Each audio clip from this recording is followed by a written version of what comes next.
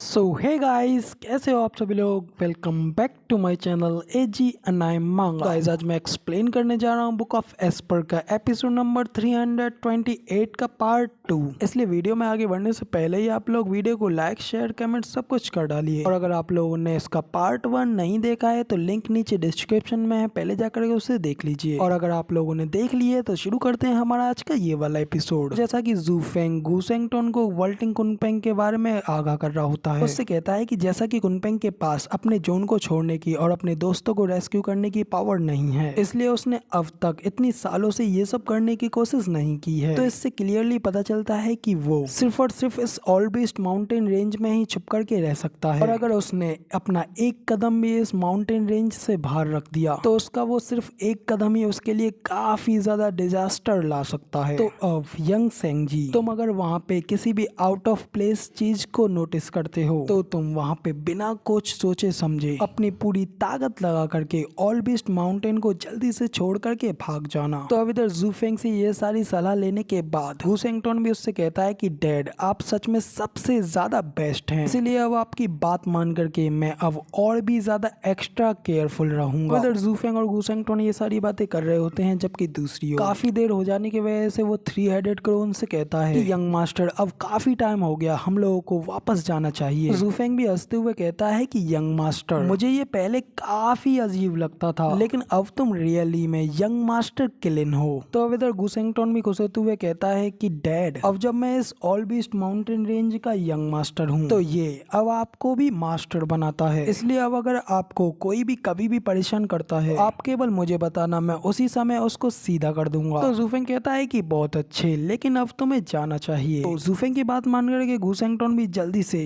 3 headed crow के ऊपर बैठ जाता है और वो क्रो जल्दी से वहाँ से दूसरी डोमेन में जाने के लिए उड़ जाता है। और वहाँ से जाते हुए गुसेंगटोन काफी इमोशनल होकर के जू फेंग की ओर मुड़ करके देखता है और अपने मन में कहता है कि डैड, भले ही आपको चाहे कोई परेशान ना करे, लेकिन फिर भी आप मुझसे मिलने के लिए बार बार वहाँ पे जरूर लाया करना। तो अब इधर दूसरी ओर जू फेंग भी गुसेंगटोन को जाता हुआ देख रहा होता है और कहता है कि यंग सेंग जी, अपना अच्छी तरीके से ख्याल रखना। इतना कहने के बाद जू फेंग अपनी पर्पल लाइटनिंग को रिलीज करता है और वहाँ से बड़ी तेजी से उड़ जाता है। जिसके बाद अगला सीन हमें कुछ समय बाद का 3 माउंटेन पीक का दिखाया जाता है। जू फेंग यहाँ पे आकर के अपने ल्यू क्लैन के लोगों से मिलने के लिए आया होता है और वादे के मुताबिक सर लैंग ने सभी लोगों को सेफली छोड़ दिया होता है। वहाँ पे यूनाही जू फेंग से कहता है कि ब्रदर जू, मुझे लगा था कि एम्परर के साथ में जो कुछ भी हुआ उसके बाद से कुछ ऐसा हुआ कि एम्परर के कहने पे हर तरफ से आपका पीछा किया गया होगा, लेकिन जब मैं सिस्टर स्वेंगर से मिला तो मुझे एहसास हुआ कि ये सब कुछ आपकी ये ग्रेट प्लानिंग का हिस्सा है और अब फाइनली आखिरकार मैं खुल के सांस ले सकता हूँ। तो अब इधर यूनाही की बात सुनने के बाद जू फेंग एल्डरली से कहता है कि एल्डरली, क्या आपने वो काम खत्म कर दिया जिसके बारे में मैंने आपसे कहा था? तो एल्डरली कहते हैं कि स्टीवर्ड जू, सबसे पहले हम लोग आपके द्वारा मांगे गए मटेरियल्स, इंग्रेडिएंट और स्पिरिट स्टोन्स को प्राप्त करने के लिए उत्सुक थे, लेकिन हम लोग एक न्यू हाउस हैं और हमारी डोमेन में माइंस और खदानें काफी ज्यादा कम हैं। और इसके अलावा जब से आपको एम्परर की वांटेड लिस्ट में सबसे ऊपर रखा गया है तब से सभी वेसल क्लैंस हमसे दूर रहने लगी हैं। वो लोग अपना नाम क्लियर रखना चाहते हैं और इस सब मैस से दूर रहना चाहते हैं, इसलिए हमने सिर्फ 1000 मील चौड़ा बंकर खोदा जैसा कि आपने हमसे कहा था। तो अब एल्डरली की ये सारी बातें सुन करके जू फेंग हल्की सी स्माइल करता है कि बहुत अच्छे, आपने बंकर तैयार कर दिया, मेरे लिए इतना ही काफी है क्योंकि अब बाकी की सारी चीजें मैं खुद ले आया हूँ। इतना कह करके जू फेंग अपनी डिवाइन थंडर स्काईलार्क रिंग को एक्टिवेट करता है और अपनी उस रिंग से उन लोगों के सामने इंग्रेडिएंट और स्पिरिचुअल स्टोन्स के एक बहुत बड़े पहाड़ को उनके सामने बाहर ला देता है, जिसे देख करके वहाँ पे खड़े सभी लोग काफी ज्यादा हैरान हो जाते हैं। तभी जू फेंग उनसे कहता है कि अब मेरे पुराने प्लान्स को ही फॉलो करो और इन सभी चीजों को संभालो, जिसके के बाद जल्द ही ये पूरा लैंड हमारा होगा। तो अब जू फेंग के इतना कहने के साथ ही हमारा ये वाला एपिसोड यहाँ पे पूरी तरीके से कंप्लीट हो जाता है और अब इसका अगला एपिसोड आप लोगों को कल देखने को मिलेगा। फिलहाल वीडियो पसंद आई हो तो यार एक लाइक कर देना, साथ ही कमेंट करके जरूर बताना कि आपको हमारा ये वाला वीडियो का एक्सप्लेनेशन कैसा लगा। और ऐसे ही अमेजिंग वीडियोस को देखने के लिए मेरे इस चैनल को सब्सक्राइब करना बिल्कुल मत भूलिएगा। शुक्रिया।